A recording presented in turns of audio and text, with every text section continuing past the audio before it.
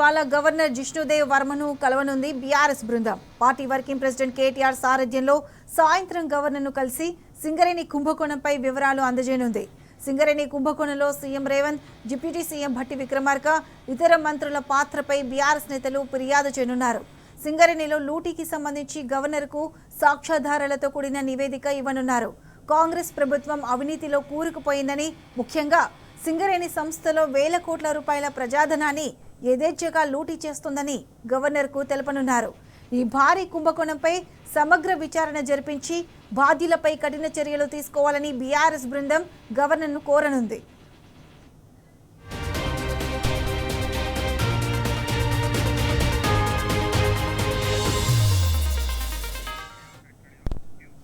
గవర్నర్తో భేటీ సందర్భంగా సింగరేణిలో జరిగిన అవినీతికి సంబంధించిన పూర్తి ఆధారాలు, లోతైన వివరాలతో కూడిన సమగ్ర నివేదికను బీఆర్ఎస్ నేతలు గవర్నర్కు సమర్పించనున్నారు.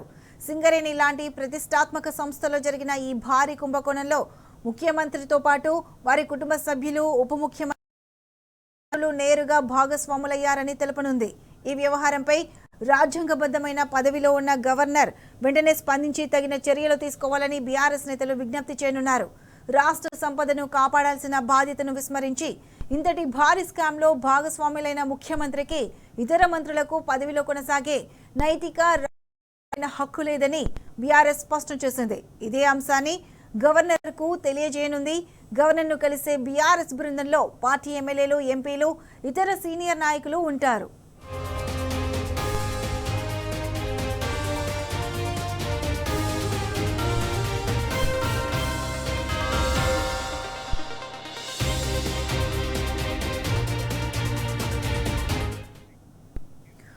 ఇదే అంశానికి సంబంధించి పూర్తి అప్డేట్స్ మా ప్రతినిధి లివిల్ లైవ్లో అందిస్తారు. లివిల్, చెప్పండి, ఇవాళ గవర్నర్ జిష్ణుదేవ్ వర్మను బీఆర్ఎస్ బృందం కలవనుంది. దీనికి సంబంధించి పూర్తి అప్డేట్స్ ఏంటి? రాష్ట్రంలో పెను ప్రకంపనలు సృష్టించింది బొగ్గు కుంభకోణం. ఈ నేపథ్యంలో బీఆర్ఎస్ పార్టీ పోరుబాట పట్టింది. ఇప్పటికే బొగ్గు కుంభకోణానికి సంబంధించిన పలు కీలక డాక్యుమెంట్స్ బీఆర్ఎస్ పార్టీ చేతిలో ఉన్నాయి.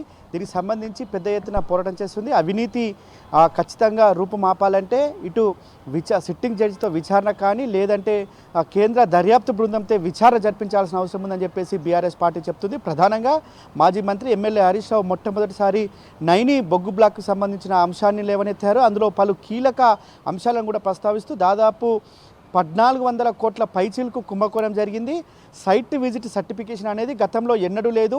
ఇది కేవలం వారికి నచ్చిన వారికి టెండర్లు కట్టబెట్టేందుకే ఈ సైట్ విజిట్ సర్టిఫికేషన్ అనేది కొత్తగా తీసుకొచ్చారు. దీని ద్వారా వారి అన్యాయులకి, వారి కుటుంబ సభ్యులకి, వారికి నచ్చిన వారికి టెండర్లు ఇచ్చేందుకే ఇది చేశారు. అందులో భాగంగానే ముఖ్యమంత్రి బావమరిది సుజన్ రెడ్డికి ఇందులో ప్రధాన వాటగా నైని బొగ్గు బ్లాక్లను కేటాయించారు. నైని బొగ్గు బ్లాక్ల కేటాయింపు వెనుక పూర్తిగా ముఖ్యమంత్రి హస్తం ఉంది, ఇలా ప్రధానంగా మంత్రుల హస్తం ఉంది అని చెప్పేసి మాజీ మంత్రి ఎమ్మెల్యే హరీష్ రావు చెప్పారు. ఈ నేపథ్యంలోనే మంత్రుల మధ్య కూడా ఇది ఒక వార్గా సాగింది. మంత్రుల మధ్య మాటల యుద్ధం కొనసాగింది.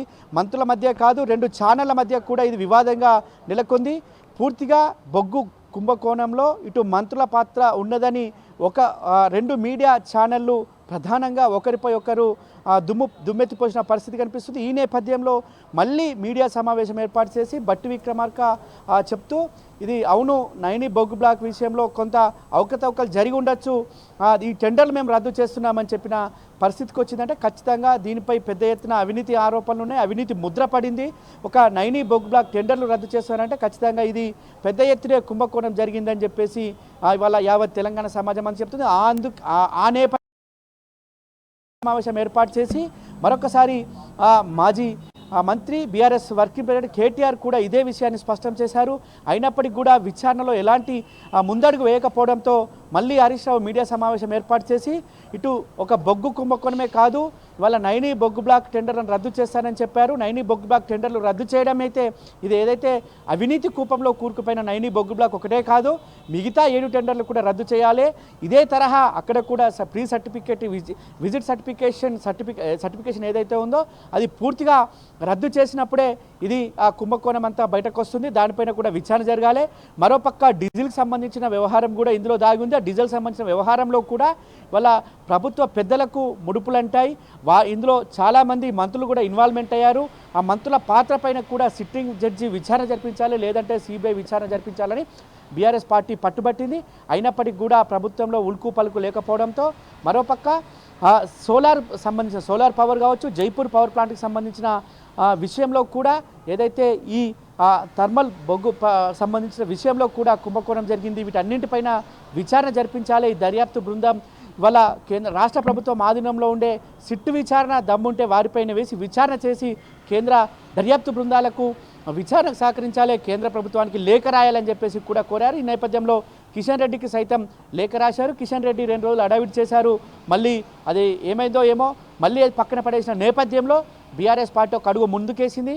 ఖచ్చితంగా దీనిపై న్యాయ పోరాటానికి సైతం సిద్ధమంటూ వాళ్ళ మొదటగా రాష్ట్ర గవర్నర్ను లోక్ భవన్లో కలిసి ఈ పూర్తి ఆధారంతో కూడిన ఒక నివేదికను గవర్నర్కు సమర్పించాలని చెప్పేసి నిర్ణయించింది. అందులో భాగంగా BRS party working president KTR నేతృత్వంలోని బృందం సాయంత్రం 4:30 లోక్ భవన్లో కలిసి దర్యాప్తు సంబంధించిన అన్ని అంశాలను, అన్ని ఎవిడెన్స్ను కూడా గవర్నర్కు ముందుంచనున్నారు.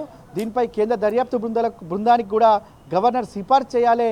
తెలంగాణ సంపదను ఇవాళ 4 కోట్ల ప్రజల సంపదను ఇవాళ వారు కావలసిన వారికి అన్యాయులకి ఇచ్చి వాళ్ళ కొల్లగొడుతున్నారు. ఆ సంపదను కాపాడాలంటే ఒక బీఆర్ఎస్ పార్టీ పోరాటం చేసే సరిపోదు. ఖచ్చితంగా దీనిపై గవర్నర్ సైతం విచారణకు ఆదేశించాలి. గవర్నర్ సైతం సిట్టింగ్ జడ్జి విచారణకు కేంద్రాన్ని కోరాలి అని చెప్పేసి కూడా ఈ సందర్భంగా బీఆర్ఎస్ వర్కింగ్ ప్రెసిడెంట్ కేటీఆర్ నేతృత్వంలో బృందం ప్రధానంగా గవర్నర్ కలవనుంది. గవర్నర్ కలిసి పలు కీలక అంశాలపైన కూడా చర్చించనుంది. ఏదైతే సైట్ విజిట్ సర్టిఫికేషన్ అనేది కేవలం వారికి నచ్చిన వారికి టెండర్లు ఇచ్చుకునేందుకే అని చెప్పేసి కూడా ప్రధానంగా చర్చ జరుగుతుంది. ఆ నేపథ్యంలో సైట్ విజిట్ సర్టిఫికేషన్ అనేది ఒక నైనీ బొగ్గు బ్లాక్ను టెండర్లు రద్దు చేస్తే దీంతో కుంభకోణం అంతా కూడా అయిపోదు. ఖచ్చితంగా ఇంకా 7 బ్లాక్లకు సంబంధించిన అంశం ఉంది. సింగరేణి సోలార్ పవర్ ప్లాంట్ అంశం ఉంది. తర్వాత ఏదైతే బొగ్గు కుంభకోణంతో పాటు సోలార్ పవర్తో పాటు డీజిల్ కుంభకోణంలో కూడా ఇలా మంత్రులకు వాటా ఉంది. ఈనాడు మంత్రుల మధ్యనే వివాదంతో ఈ కుంభకోణం అంతా కూడా వెలికి వచ్చింది, బయటకు వచ్చింది. కనుక ముఖ్యమంత్రి మంత్రుల పాత్ర పైన కూడా ఖచ్చితంగా ఒక దర్యాప్తుకు ఆదేశించాలి గవర్నర్ రాజ్యాంగాన్ని బద్ధమైన పదవిలో ఉన్నారు. ఈ రాజ్యాంగబద్ధంలో ఉన్న పదవిలో ఉన్న మంత్రులు ఈ విధంగా వివరించడం ఖచ్చితంగా ఇవాళ సింగరేణికి సంబంధించిన అంశంలో ఈ ప్రభుత్వంకి ఇటు కేంద్ర ప్రభుత్వ దర్యాప్తు సంస్థలకి గవర్నర్ లేఖ రాసి దీనిపై విచారణకు ఆదేశించాలి. లేని పక్షంలో ఖచ్చితంగా మేము మరింత పోరాటానికైనా సిద్ధంగా ఉన్నాం, న్యాయ పోరాటానికి సైతం సిద్ధంగా ఉన్నాం. ఈ పూర్తిగా బొగ్గు కుంభకోణానికి సంబంధించి మంత్రులు ముఖ్యమంత్రి వ్యవహారంగా ఉంది. ఇందులో పలువురు అందుకే అడావిడి చేసి ఒక నైనీ బొగ్గు బ్లాక్కు సంబంధించిన అంశాన్ని రద్దు చేశారు. మిగతా బొగ్గు బ్లాక్ల సంగతి ఏంది, సోలార్ పవర్ సంగతి ఏంది, డీజిల్ సంగతి ఏంది, వీటన్నింటిపైన కూడా విచారణ చేయాలని చెప్పి పట్టుబట్టింది. ఈ నేపథ్యంలో ఒక దర్యాప్తుకు సంబంధించి కీలకమైన ఎవిడెన్స్ కూడా గవర్నర్కు 4:30 లోక్ భవన్లో అందజేయనున్నారు. ప్రతిష. రైట్ లివిన్, thanks for the live updates.